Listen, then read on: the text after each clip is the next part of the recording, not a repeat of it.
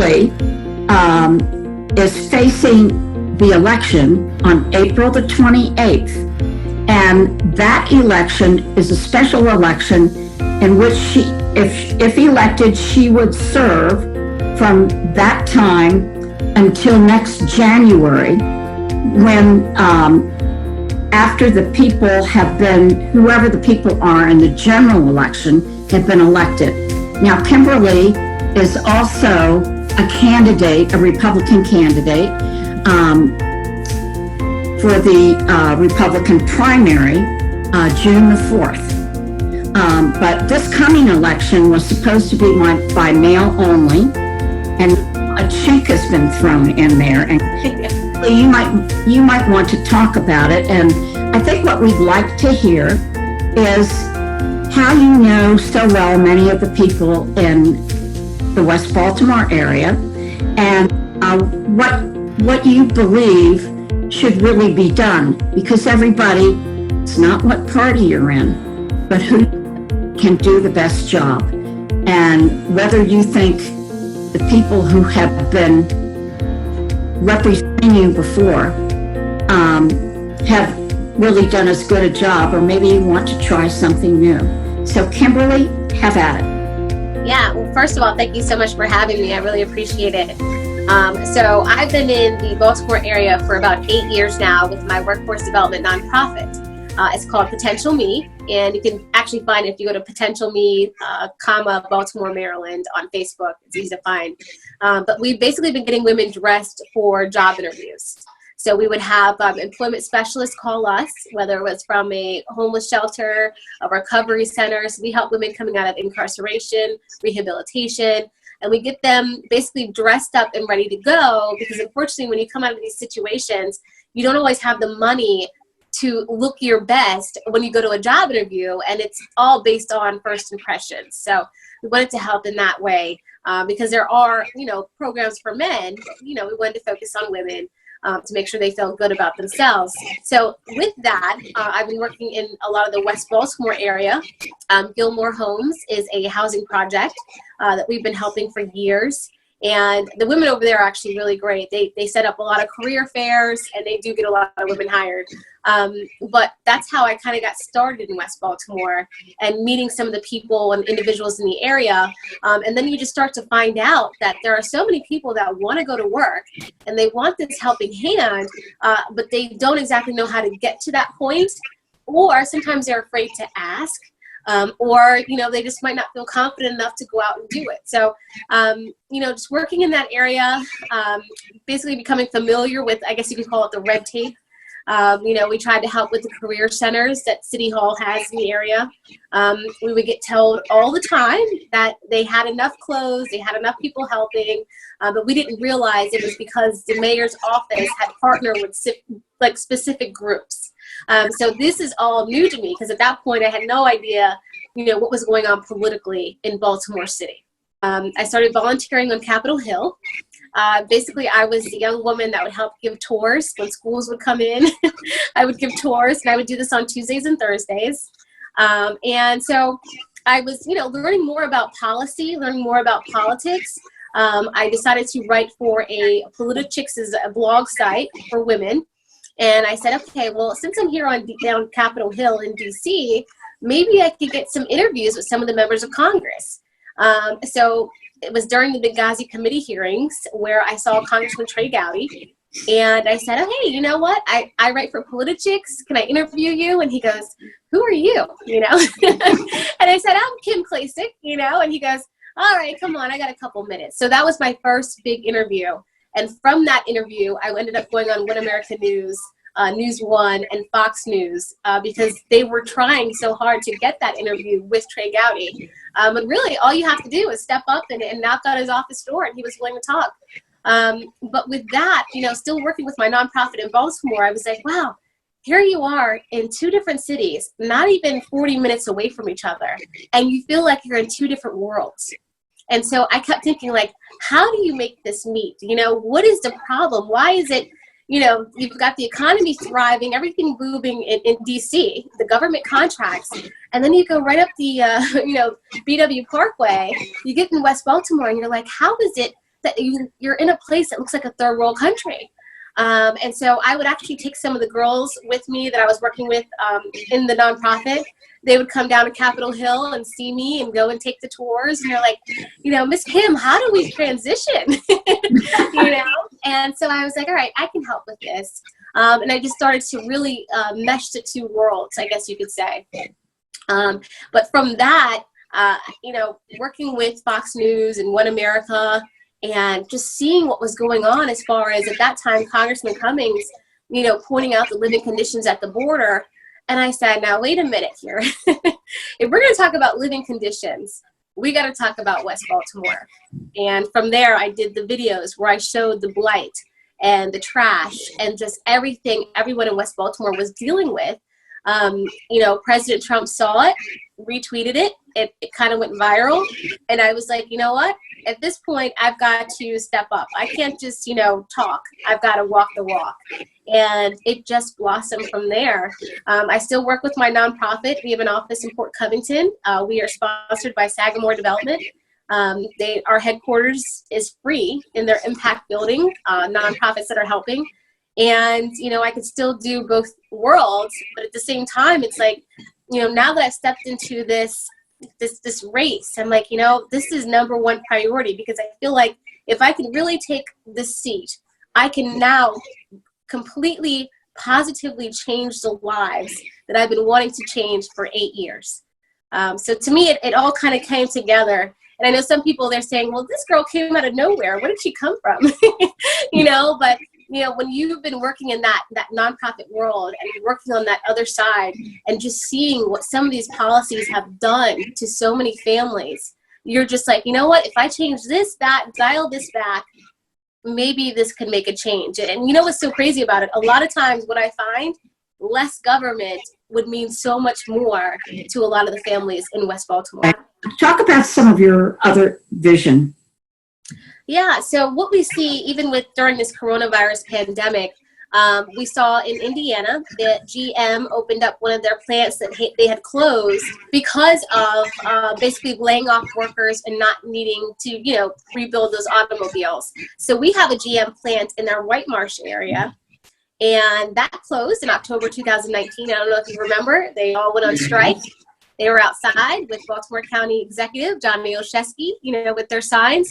But what a great time, like Indiana, for them to reopen as well. They're actually now training these workers to build ventilators. I guess they're even doing masks in Indiana. And I think we could do that here. And then we can further that and actually bring back the medical equipment industry back to the U.S. And what better way than the Baltimore area, where we have this amazing port. Our port it's a vast port. Our port's as large as Connecticut. They bring in submarines. Why can't we? So I think it's some of this, like we were saying earlier, they're just not very pro-business. And I think if we change that mindset, we could bring some really great careers in. Along with the pandemic, we see that a lot of truckers are needed right now. Before this pandemic, we had a trucker shortage in the United States. And I was talking to Maryland New Directions, a nonprofit that I worked with for 8 years. And they're actually doing the CDL licensing training, $2,000 per person. They do the all-state behind-the-wheel training. And I'm like, wow, so $2,000 per person gets them in a career opportunity where they're making over 50 grand, right? They have health benefits. I said, $2,000 per person? We're spending so much more on our job training programs within the city right now. These people could still reside in West Baltimore. We have so much land and property in West Baltimore owned by the city. We see the vacant homes just sitting there. Why not figure out why Amazon didn't want to bring their headquarters in, perhaps bring in some business incentives to have more warehousing in the greater Baltimore area. And I think we can bring in careers, not just jobs. We can take these careers, do pipelines, apprenticeships through the high schools, through even the recovery centers. I mean, the prison system, people, when they re-enter society, we want to give them a second chance. Why not do it this way? So if we become more pro-business, I think we can really turn the greater Baltimore area around, I would say, in the next 6 or 7 years. I think that you really believe that people can come up from nothing and they can climb the ladder. Oh, yeah. So that's what we want them to do, right? Yes, absolutely. Um, Absolutely. you have some other issues. I think you mentioned education, health, no more socialism control, Yeah. um, rights of the unborn, and economic development. We've talked a little bit about economic development, but Right. how about education? Yes. So, it's no secret we have probably the worst education system in the nation right in Baltimore, yet we're spending the highest. I think we're at the third highest spending per pupil. So we spend almost as much as the New York City education system, but they actually get results. Now we see what's going on in Howard County, part of District 7, the Kerwin Commission. They want to throw $32 billion at a commission that we can't even measure the results. I fully agree teachers don't make enough money. I totally agree with that. But we have to be able to measure results, and we have to be very truthful about what's going on.